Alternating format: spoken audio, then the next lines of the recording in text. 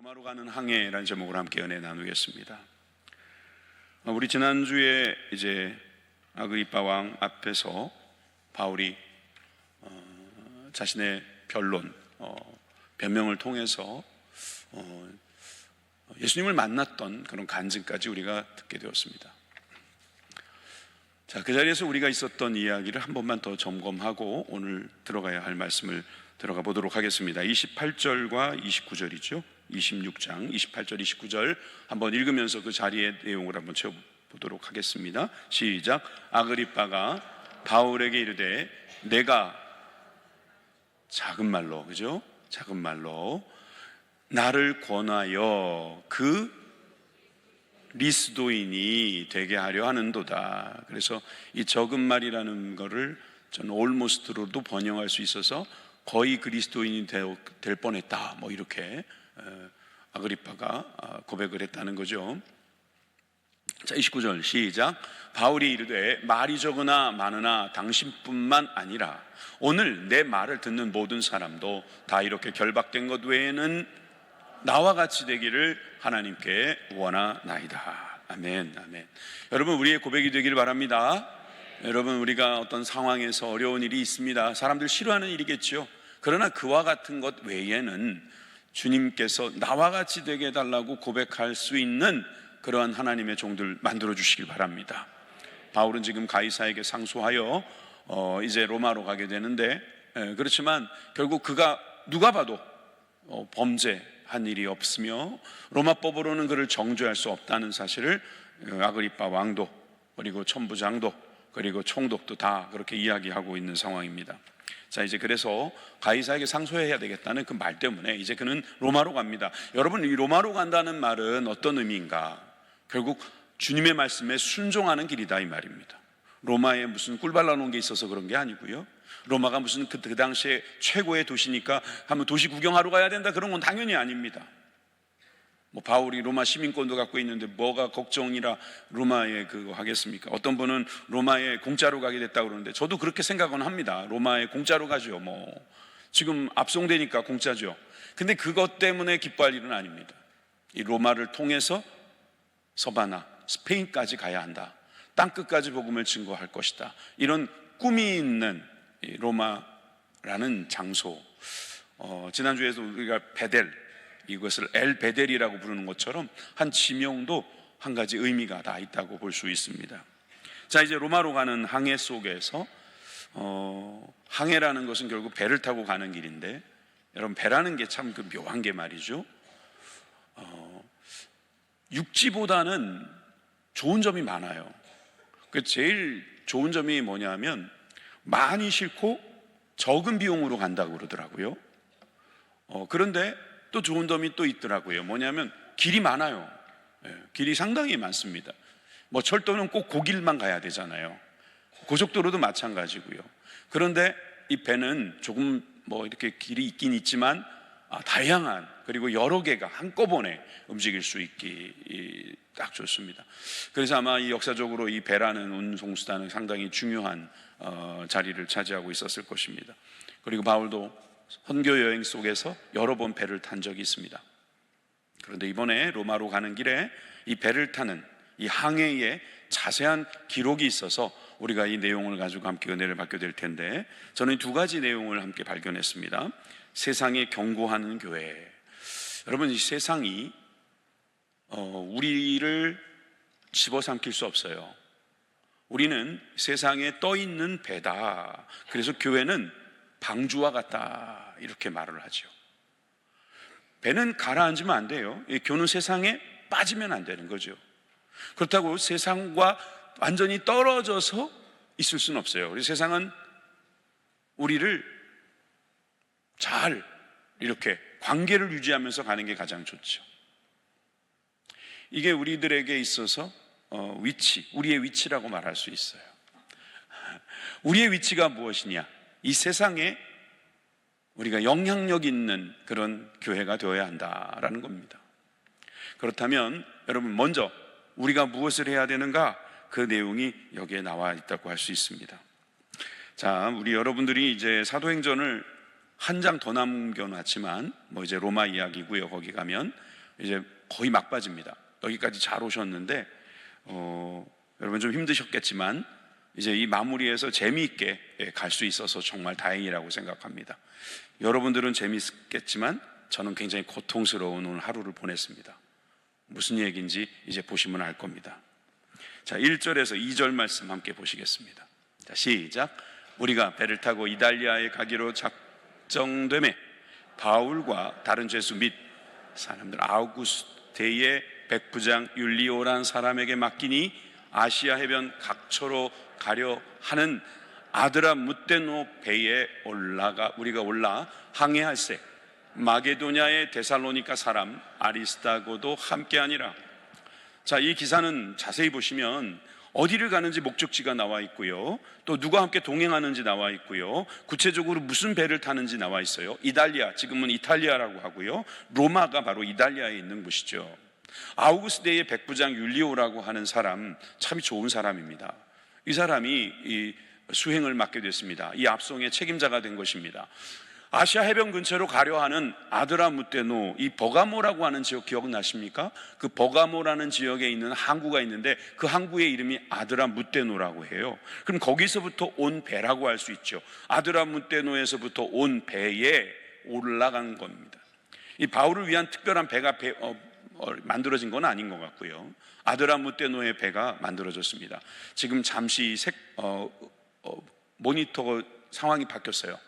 아까처럼 해주세요. 아까 좋았어요. 지금 바뀐 거는 별로 안 좋습니다. 예, 좋습니다. 지금이 좋아요. 아드라무떼노의 배에 우리가 올라가서 항해하는데 마게도냐 데살로니가 사람 아리스다고도 함께 있었다, 여러 증인들이 있었다, 이렇게 그냥 보면 좋겠습니다. 자, 그런데 이제부터 한번 여러분들이 쭉 읽으면서 여러분들이 한번 그림을 그려보고 여러분들이 그 그림에서 부족한 부분들을 제가 보충하는 쪽으로 했으면 좋겠습니다. 자, 이제 어디로 가는지는 정해졌고 누구와 어떻게 가는지도 정해졌어요. 자, 이제 어디를 지나가는가 한번 보겠습니다. 3절부터 8절까지 함께 봅니다. 3절부터 8절까지 시작. 이튿날 시돈에 되니 율리오가 바울을 친절히 대하여 친구들에게 가서 대접받기를 허락하더니 또 거기서 우리가 떠나가다가 맞바람을 피하여 구브로 해안을 의지하고 항해하여 길리기아와 밤빌리아 바다를 건너 루기아의 무라시에 이르러 거기서 백부장이 이달리아로 가려 하는 알렉산드리아 배를 만나 우리를 오르게 하니 배가 더디가 여러 날 만에 간신히 니도 맞은편에 이르러 풍세가 더 허락하지 아니하므로 살몬의 앞을 지나 그레데 해안을 바람막이로 항해하여 간신히 그 연안을 지나 미항이라 하는 곳에 이르니 라세아시에서 가깝더라. 아이고, 여러 지명이 나왔어요. 이거 여러분 다 가보시면 좋겠는데 갈 수 없으니 그림으로 보여드립니다. 자, 어디로 시작됐다 그랬어요? 가이사랴에서. 어디로 갑니까? 로마. 로마 어딘지 보여요? 보여요? 예, 보이니까 다행이에요. 왼쪽 저기 끝에 있잖아요, 로마. 예, 저 로마로 이제 가이사랴에서 가는 거예요. 벌써 시돈까지 갔네요. 예, 시돈에서 백부장이 뭐라 그랬어요? 아는 사람 있으면 만나라. 지금 로마로 끌고 가는 죄수를 말이에요. 친구들도 만나게 해주는 이 너그러운 이 사람. 여러분, 우리가 교회를 이렇게 이제 교회가 되어서 교회 생활을 하고 또 우리가 교회니까 세상 가운데 이제 교회로 살아갈 때 말이에요, 가끔가다 이렇게 율리오 같은 사람 만나기도 합니다. 네. 그래서 함께 같이 생활을 하기도 하죠.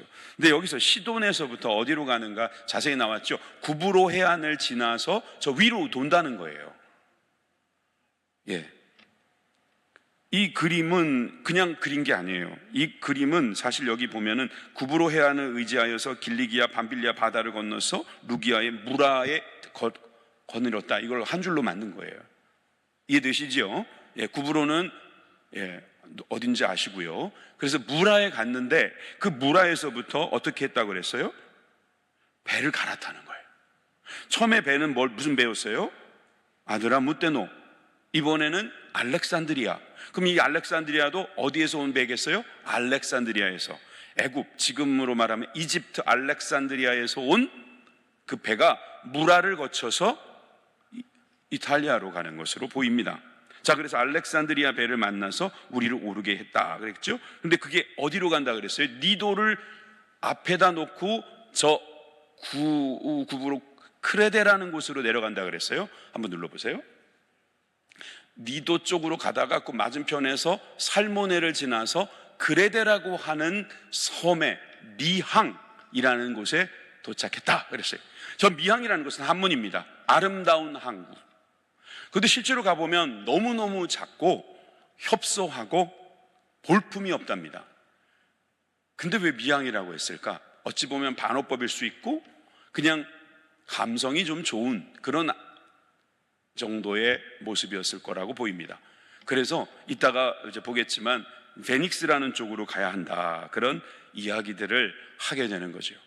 여러분, 지금 이렇게 어찌 보면 이 여정이 뭐가 그렇게 의미가 있나 할 수 있는데, 자, 여러분들이 지금 따라오시니까 기왕이면 그 다음 구절에서부터 우리는 그 이유를 찾았으면 좋겠습니다. 자, 9절 말씀 10절 11절까지 함께 읽어볼게요. 시작. 여러 날이 걸려 금식하는 절기가 이미 지났으므로 항해하기가 위태한지라. 여기까지 볼게요. 여기서 금식하는 절기는 어떤 절기를 말할까요? 유대교식으로 말해야 돼요. 그죠? 그러면 욤키프루라고 해서 대속죄일이라고 할 수 있어요. 이 대속죄일이라는 그 계절은 곧 겨울로 들어가는 계절이라고 할 수 있습니다. 그래서 대속죄일이 지나가면서 항해하기가 위태로울 수 있는, 그 당시에 이제 바람이 많이 그쪽에서 일었다는 상식이 다 있는 거죠. 바울이 그들을 권하여 말하되 같이 여러분이여 내가 보니 이번 항해가 화물과 배만 아니라 우리 생명에게도 타격과 많은 손해를 끼치리라 하되.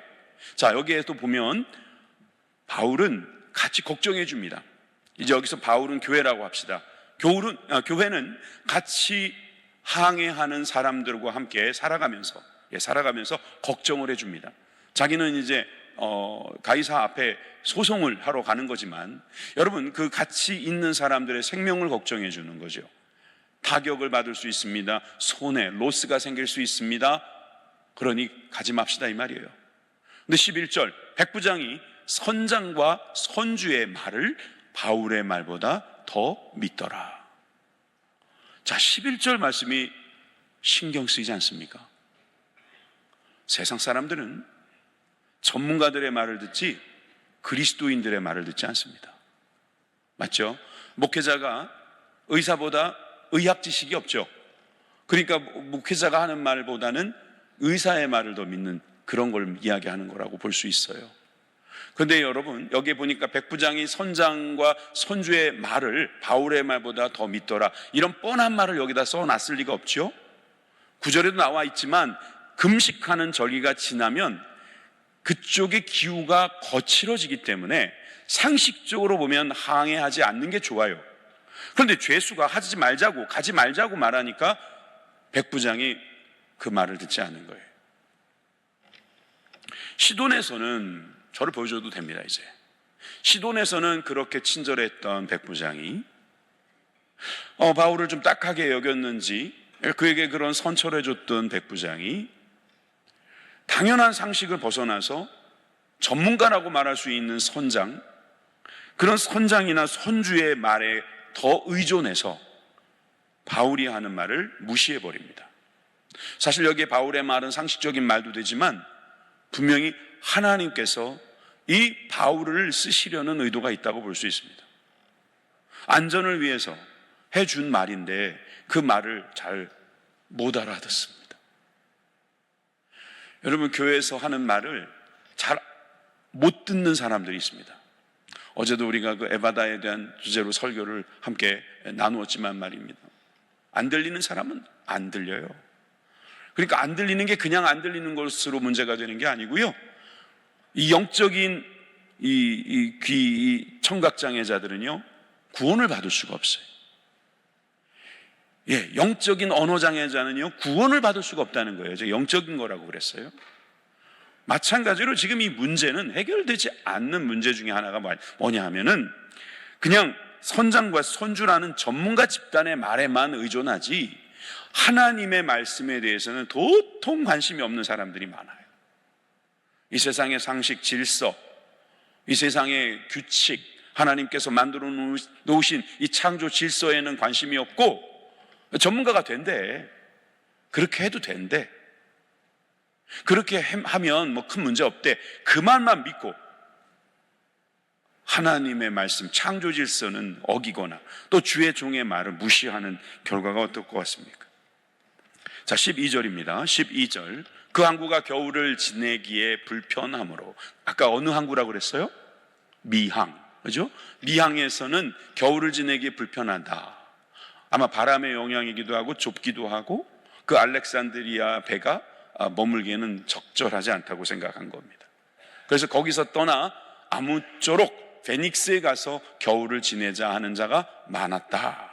그래서 베닉스에는 그레데 항구로서 한쪽은 서남을 한쪽은 서북을 향하였다. 여러분, 서쪽을 공유하고 있고 북쪽과 남쪽이 다 열려있는 그런 항구. 뭐 보긴 좋네요. 그죠? 베닉스라는 곳에 갈 수 있다. 아까 그림에서도 봤듯이 이 베닉스는 이제 그 그레데 항구 안에 있는 어떤 더 괜찮은 항구라고 볼 수 있어요. 근데 여기에는 사람들이 다수결로 움직입니다. 세상은 다수결로 움직이죠.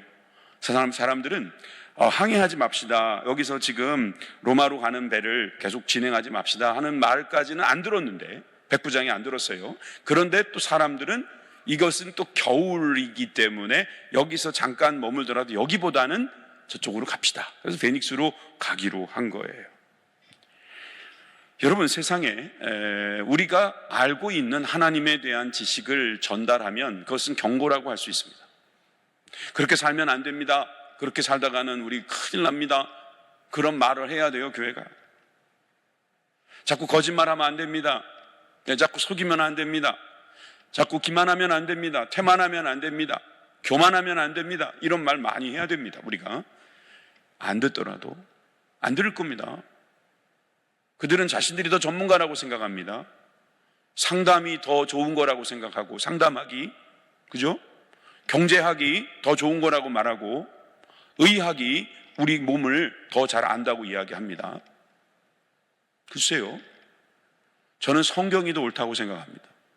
왜냐하면 성경은 원인부터 이야기하고 있고 예방도 이야기합니다. 사실 요즘에 의사들도 뭐 예방하는 이야기 많이 하고 그렇지만 사실 그 의사들마다 다 의견이 다릅니다. 그런데 성경은 한 가지로 이야기하죠. 겸손하라는 거예요. 하나님이 주신 이 몸을 사랑하라는 거예요.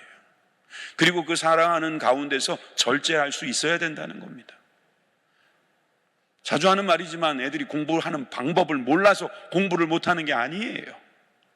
그걸 듣지 않고, 그 경고하는 선생님의 말을 듣지 않고 경고하는 그 음성의 길을 막기 때문이지 않겠습니까?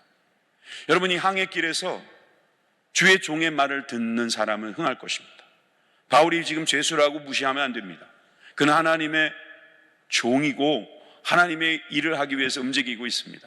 물론 사람들은 그걸 몰라요. 그 세상은 우리를 몰라요. 그러니 불순종한다고 실망하지 마시고, 우리는 경고할 건 경고하고 그들이 듣든지 아니 듣든지 경고할 수 있는 저와 여러분들이 되길 바랍니다. 두 번째, 세상을 안심시키는 교회. 이거 완전 반대는 이야기죠. 왜 그런가 한번 제 이야기를, 여기 나와 있는 이야기들을 한번 들어볼까요? 13절 15절을 제가 읽겠습니다. 남풍이 순하게 불매. 거봐, 남풍이 순하게 불잖아. 역시 그 전문가의 말을 듣길 잘했어. 선장과 선주의 말이 최고야. 그리고 그 순하게 부는 바람에 순풍에 돛달고 가고 있는데 그들의 뜻을 이룬 줄 알고 닻을 감아 그레데 해변을 끼고 항해하더니 얼마 안 돼요. 섬 가운데에서부터 유라굴로라는 광풍이 크게 일어나니. 또 이렇게 읽어주니까 상당히 괜찮네, 그죠? 그냥 유라굴로 하면은 미친 것 같지 않잖아요. 미친 바람, 유라굴로 같은 광풍이 크게 일어가지고 배를 확 밀어버리는 겁니다. 바람을 맞추어 갈 수가 없어서 가는 대로 두고 쫓아가다가, 그러니까 배가 막 휩쓸리는데 어쩔 수가 없는 거예요. 그냥 바람이 가는 대로 그 광풍에 어쩔 수 없이 배가 요동하면서 막 끌려가는 것입니다. 자, 16절, 17절, 18절도 우리 같이 한번 읽어볼까요? 시작.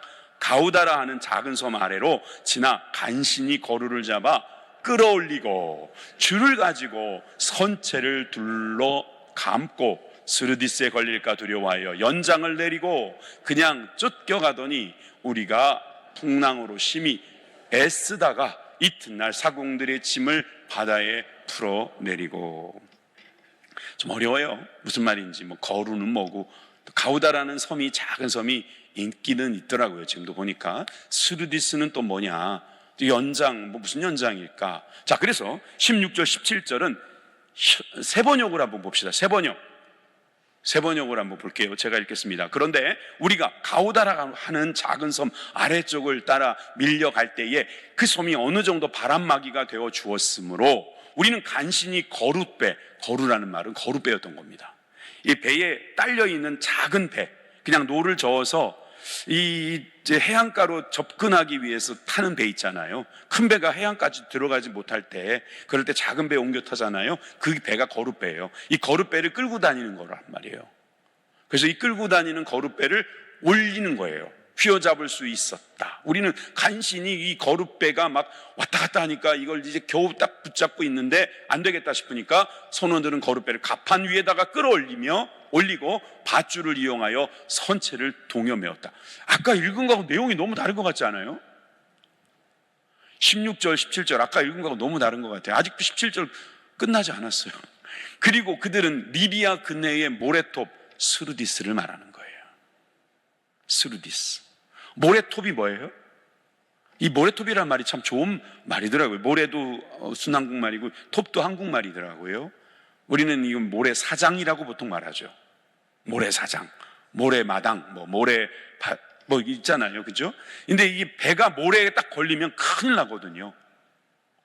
거기에 멈춰버리는 거잖아요. 그래서 이 깊이가 낮은 곳을 모래톱이라고 말하고 그 모래톱에 닿지 않도록 배들은 주의합니다. 여기도 보니까 리비아 근해에 모래톱으로 밀려들까 두려워서 바다에 닻을 내리고 그냥 떠밀려 가고 있었다. 참, 여러분들은 재미없게 보는데 저는 되게 재밌더라고요. 배가 말이에요. 사실 이 내용을 선박 전문가들은요, 조선 전문가들은 와, 이거 2000년 전에 이런 배에 대한 자세한 기록이 이렇게 남아있다고 다들 기뻐합니다. 이제 다음 주에도 보겠지만 이 배를 어떻게 해서 항해를 하는지 더 자세한 내용도 나오면서 참 신기해 하는데요. 저는 이 배가 굉장히 위험에 빠져 있다라고 하는 것을 보면서 우리 인생도 그런 것 같아요. 눈에는 안 보여요. 근데 그 밑에 모래톱이 있을 수 있어요. 거기로는 우리는 절대로 안 갑니다. 그런데 뒤에서 유라굴로 같은 광풍이 불어오니까 거기에 들어갈 수도 있거든요.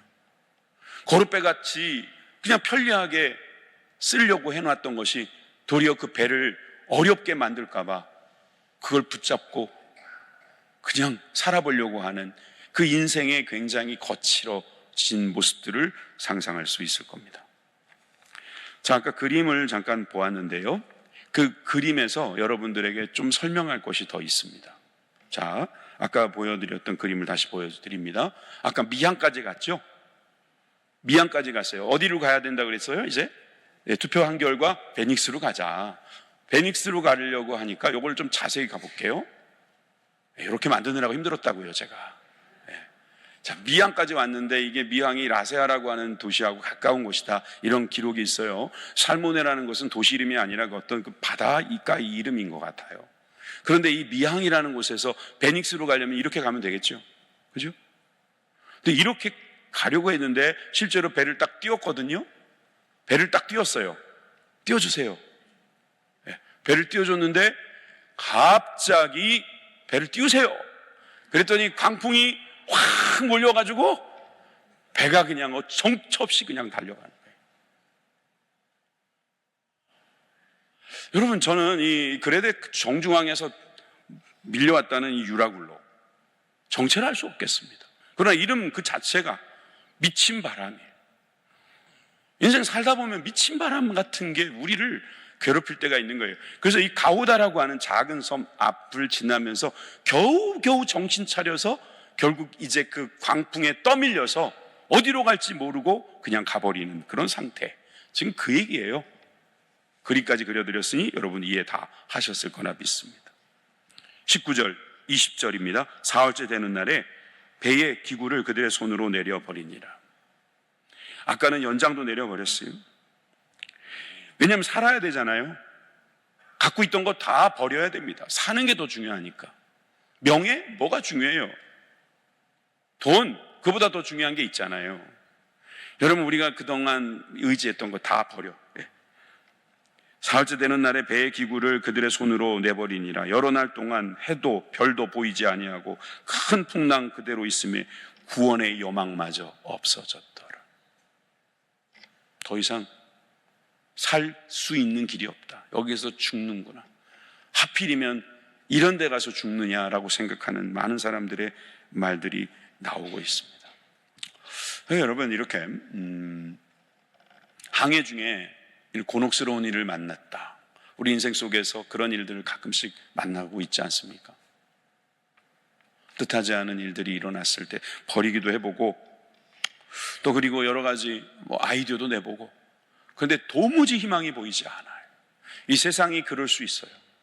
그냥 순풍에 단 듯 갈 때는 그냥 좋다고 하고, 유람선 탄 것처럼, 크루즈 여행하는 것처럼 그렇게 좋다가도 갑자기 원치 않는 광풍이 불려오면 구원의 소망을 잃어버리는 것.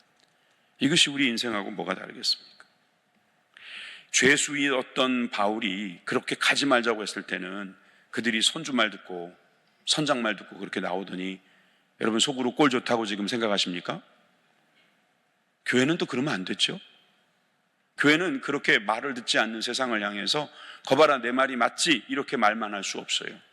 바울을 보세요. 21절에서 22절 같이 읽어봅시다. 시작. 여러 사람이 먹지 못하고 바울이 가운데 서서 말하되, 여러분이여 내 말을 듣고 글에 대해서 떠나지 아니하여 이 타격과 손상을 면하였더라면 좋을 뻔하였느니라. 내가 너희를 권하노니 이제는 안심하라. 너희 중 아무도 생명에는 아무런 손상이 없겠고 오직 배뿐이리라. 아멘, 아멘. 저는 이 에피소드 같죠. 그냥 그래 바울이라는 그 예수님의 사도 제자가 어찌 하다가 이런 일이 있었고 이런 그냥 일들이라고 생각할 수 있겠지만, 성경에 기록될 때는 그 성경 안에 들어있는 메시지가 있어요. 여기 보시면은 이제는 안심하라. 그 전에 말을 들었으면 더 좋았겠지만 이제는 안심하라. 불순종해서 망하는 것, 그것으로 끝났다라고 절망하고 있는, 야 이제 나는 끝났다, 나는 구원이 없다, 나는 이제 그냥 맘대로 살겠다, 그런 사람에게 우리는 당당히 서서, 보세요, 바울이 지금 죄수인데 서서, 그것도 가운데 탁 서가지고 마치 지금 선장 같지 않습니까? 선주 같지 않아요? 선장과 선주는 다 버리고 목숨만 연명했으면 좋겠다 그러고 있는데, 죄수가 탁 일어나서 당당하게 이야기하는 겁니다. 거봐, 내 말대로 했으면 이런 일 없었잖아. 그런데 이 말이야, 이제는 안심해도 좋아. 이게 뭐예요 이게? 정말 이런 걸 보면은 바로 이 교회가 바로 이런 역할을 하는 거예요. 교회 다니는 사람은 별 볼 일 없는 것 같은 사람들인데, 그 사람들은 항상 그 가운데 서서 그냥 당당하게 이야기하고 있어요. 왜? 난 들은 게 있다 이거예요. 난 하나님의 말씀을 들었다 이겁니다. 이제는 안심하라. 조국이여 안심하라. 내가 기도하고 있다 이거 아닙니까? 여러분, 이렇게 안심하라고 말할 때에 손상이 없겠다. 이 배는 손상을 입을지 몰라도 이미 손상 입었고요. 그러나 우리는 손상되지 않을 것이다. 그러면서 이렇게 말합니다. 23절, 24절, 25절 함께 읽습니다. 시작. 내가 속한 바 곧 내가 섬기는 하나님의 사자가 어젯밤에 내 곁에 서서 말하되, 바울아 두려워하지 말라. 내가 가이사 앞에 서야 하겠고 또 하나님께서 너와 함께 항해하는 자를 다 내게 주셨다 하였으니, 그러므로 여러분이 안심하라. 나는 내게 말씀하신 그대로 되리라고 하나님을 믿노라. 아멘. 힘이 나십니까? 지금 바울은 말씀을 들은 거예요. 지난번 거는 말씀을 들었는지 안 들었는지 알 수가 없어요. 그러니까 그 겨울에 욤키프루가 지나간 그 계절에는 바람이 많이 분다는 이런 상식 가지고 이야기한 건데, 상식보다는 지금 현상, 지금 바쁜 이야기, 지금 이 경제성만 생각하고 항해를 강행했던 그 사람들이 낭패를 처하자 거기서 지금 바울은 이제 하나님의 음성을 들었습니다. 그리고 뭐라고 말합니까? 내가 속한 바. 멋지지 않습니까? 나는 하나님께 속했다. 나는 하나님께 속한 사람이다. 여러분, 누군가가 어디에 속해 있는지가 얼마나 중요한지 아시죠? 예. 미국 여권이 얼마짜리라고요? 40억이요? 50억 주면 미국 여권 준다고요? 그 정도로 가치가 있는 거예요, 그게? 여러분, 그 정도로 소속이 중요하대요. 그러면 여러분, 우리가 누구에 속해 있는지 정확하게 말해 봅시다. 하나님께 속해 있다. 멋진 말입니다, 여러분. 바울처럼 우리도 그렇게 말할 수 있어야 됩니다. 나는 하나님께 속했다. 나는 하나님을 섬긴다. 그런 말을 할 수 있는 여러분들이 되시기를 주님의 이름으로 축원합니다. 그게 교회입니다. 그게. 그러면서 어젯밤에 내 곁에 서서 주님이 말씀하셨다. 예수님은 자주 곁에 서서 말씀하시지요? 지난번에도 기억나죠? 바울아, 두려워하지 말라. 내가 가이사 앞에 서야 하겠고. 이유가 간단합니다. 왜 살려주신다고요? 가이사 앞에 서야 한다는 거예요. 가이사에게 전도하고, 가이사 앞에 있는 사람한테 전도하고, 가이사를 통해서 복음이 전파될 수 있도록 하겠다 하시는 하나님의 계획이 이루어진다 이 말입니다. 하나님께서 너와 함께 항해하는 자를 다 내게 주셨다. 구약의 표현대로라면 너에게 붙여 주셨다 이 말이에요. 여러분, 우리 그 교회는 어떤 거냐면요, 우리가 가는 곳에서 만나는 사람은요, 주님께서 주신 사람이에요. 맡겨 주신 사람입니다. 붙여 주신 사람들입니다. 그분들에게 우리가 메시지를 할 수 있어야 돼요. 안심하십시오. 하나님께서 당신을 구원하십니다. 걱정하지 마세요. 우리에게는 천국의 길이 열려 있습니다. 저는 죄를 지었고, 저는 이미 다 살았고, 나는 이제 더 이상 희망이 없습니다 하는 사람들에게 우리는 가는 거예요. 안심하십시오. 하나님께서 하실 일이 있습니다. 바로 당신을 구원하실 것입니다. 하나님의 계획은 이루어집니다. 하나님의 역사는 일어납니다. 하나님께서 당신을 나에게 주셨습니다. 멋있는 말이에요. 여러분, 이런 소망이, 이런 능력이, 이런 믿음이 있기를 주님의 이름으로 축복합니다. 그러면서 뭐라고 말합니까? 나는 내게 말씀하신 그대로 되리라고 하나님을 믿노라. 뭐가 중요합니까? 믿음이 중요한 거, 그죠?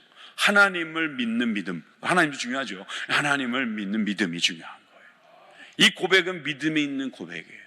들었기 때문이기도 하지만 들은 것을 그분 사람들에게 말하는 그 믿음. 전도는 믿음으로 하는 것입니다. 사람들에게 안심을 시킬 때는 믿음이 필요합니다. 나 때문에 여러분들은 살게 될 것입니다. 이런 믿음 말입니다. 사명자는 죽지 않는다. 하나님께서 나를 당신에게 보낸 이유는 당신을 구원하게 하시기 위해서, 구원하시기 위해서 나를 보내셨습니다. 여러분, 믿으시면 아멘 합시다. 믿음이 있어야 됩니다. 히브리서 11장 6절에 믿음이 없이는 하나님을 기쁘시게 못하나니 하나님께 나아가는 자는 반드시 그가 계신 것과 또한 그가 자기를 찾는 자들에게 상 주시는 이심을 믿어야 할지니라. 여러분, 믿음이 있습니까? 여러분, 그 믿음은 하나님께 말씀을 들은 사람들에게 주어지는 믿음입니다. 하나님의 말씀. 여러분, 예수님께서 우리들에게 옆에 서서 늘 말씀해 주십니다. 여러분들이 옆에 끼고 다니는 성경책이 바로 그 역할을 하시기도 합니다. 늘 여러분 옆에서 말할 수 없는 탄식으로 기도해 주시는 우리 성령님께서 여러분들에게 믿음을 주십니다. 여러분, 그 믿음을 받았다면 그 믿음으로 고백하십시오. 나는 하나님이 말씀하신 대로 될 줄을 믿노라. 여러분, 그런 믿음이 있는 사람들은요, 세상을 다시금 소망의 자리로 옮겨 놓을 수 있습니다. 잘못된 길로 갈 때는 경고, 또 경고했더니 그럼에도 불구하고 믿지 않고 따르지 않고 순종하지 않아서 망하게 되었을 때는 다가가서 소망을 주는 그런 하나님의 종들이 되기를 바랍니다. 요즘 어렵죠? 정말 이 나라가 어떻게 되려고 이러나 싶지요? 여러분, 뜻대로 되고 있습니까? 대답 안 하셔도 돼요. 오늘 무슨 발표가 됐는데 여러분 뜻대로 된 겁니까? 대답하지 말라 그랬잖아요. 속으로. 여러분, 우리 뜻대로 안 돼요. 잘 안 됐다고 안 되는 게 아니죠. 하나님의 방법이 있다니까요. 하나님의 방법이. 그걸 자꾸 내 방법으로 자꾸 하나님을 세우려고 하는 게 그게 그 믿음의 자세는 아니거든요. 신천옹이라고 하는 바다새가 있어요. 설교 나오기 전에 딱 생각이 난 거라 준비를 못했어요. 알바트로 뭐 이런 새로 유명한데, 이 신천옹이라는 이 바다새, 우리나라에서는 그냥 나그네새라고 해요. 우리나라에 많지는 않은가 봐요. 가끔 지나가는 새인데, 이 새가 날개를 펴면 80에서 91cm 정도 된답니다. 새 모양이 그렇고요. 날개를 펴면은요, 여기 보니까 2m 정도 된대요. 되게 크네요, 그죠? 제 키가 이 팔 길이가 제 키예요. 그러니까 저보다 날개가 더 긴 거예요. 전 2m는 안 되잖아요, 그죠? 그런데 이 신천옹이라는 이 새가요, 무려 60년을 산답니다. 60년 이상 사신 분들은 거의 안 놀랍니다. 그거 갖고 뭘 놀래냐. 나는 지금 몇 년을 살았는데. 근데 새가요, 60년을 산다는 건 되게 어렵답니다. 네? 그죠? 천천히 다녀야지 오래 살잖아요. 거북이처럼. 근데 얘는 맨날 날아다니잖아요. 여기저기 돌아다니잖아요. 그런데도 어떻게 60년을 살까? 사람들은 되게 궁금해한답니다. 그래서 이게 신천옹이에요. 옹이라는 말이 할아버지예요. 할아버지. 오래 살기 때문에 이 새 이름을 신천옹이라고 한다는 거예요. 근데 이 새가 왜 이렇게 오래 살까? 연구해 보니까요, 이 새는 90%를 자기가 날아가는 곳에 90% 이상을 바람에게 맡긴답니다. 뭐 여기 기록엔 99%라고 되어 있는데 그럴 리가 있나요? 90% 이상을 바람에게 의존해서 날아다닌대요. 거의 날개를 안 쓴다는 소리죠. 그러니까 날개를 힘을 쓰는 게 아니라 바람의 힘으로 날아다닌다는 거예요. 그런데 나그네새예요. 신기하죠? 그런데 이렇게 사니까 오래 사는 거예요. 오래 산다는 것은 뭐 장수하는 새다 이것도 있지만 병이 잘 안 든다는 거예요. 그리고 위험한 일이 별로 없다는 거죠. 그래서 이 글라이딩 하는 능력이 어떤 새보다도 탁월하기 때문에 이 새가 오래 사는 게 아닌가. 그래서 중국에서는 하늘을 믿고 나는 노인이다. 그래서 신천옹이라고 부른 거라는 거예요. 믿을 신자, 하늘 천자, 노인 옹자. 그러면은 말 되네요. 그죠? 저는요, 우리 모든 그리스도인들이 이 신천옹이 됐으면 좋겠어요. 광풍이요, 불어와요.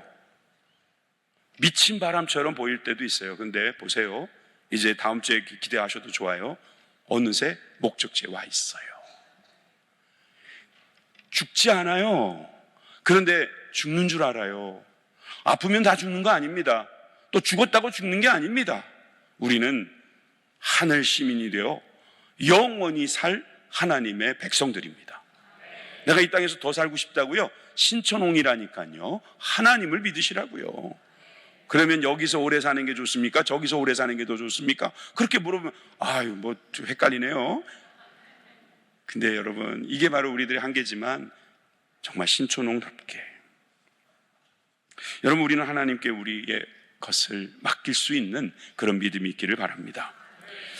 로마로 가는 항해, 저는 우리가 이 믿음의 항해를 할 때에 오늘 이 말씀대로 되기를 바랍니다. 마태복음 28장 20절에 내가 너에게 분부한 모든 것을 가르쳐 지키게 하라. 볼지어다 내가 세상 끝날까지 너희와 항상 함께 있으리라. 사도 바울은 알고 있었습니다. 내가 지금 로마로 가는 길에 하나님 나라와 함께 하신다. 그러니 나에게 말씀해 주실 것을 믿고, 그 사람들은 죽었구나, 구원의 소망 다 잃어버리고 죽을 일만 남았다고 말하는 사람들에게 나는 하나님이 하신 대로 나는 믿는다. 그래서 26절에 이런 고백을 마침내 하고 맙니다. 자, 26절 같이 한번 고백합시다. 우리도 시작. 그런즉 우리가 반드시 한 섬에 걸리리라 하더라. 아무것도 안 보이는데, 지금은 그냥 그 광풍에 떠내려가고 있는데, 떠밀려가고 있는데 믿음의 고백을 하는 거예요. 배는 쫄쫄 굶고 먹을 수가 없어요. 다 던져버려가지고 먹을 것도 없고 저도 못 먹을 겁니다, 멀미 때문에. 그런데 뭐라고 말해요? 우리는 반드시 어딘가에 딱 걸려서 안전하게 이 배에서 내릴 수 있을 것이다. 얼마나 믿음이 좋습니까? 이 믿음이 바로 교회의 믿음이요, 이 인생의 항해 가운데 함께 동참하는 그리스도인들이 세상에서 해야 할 그 일임을 믿으시면 아멘 합시다. 세상에 경고하는 교회, 세상에 안심을 주는 교회, 이런 모든 교회가 되기를 주님의 이름으로 축복합니다. 기도하겠습니다.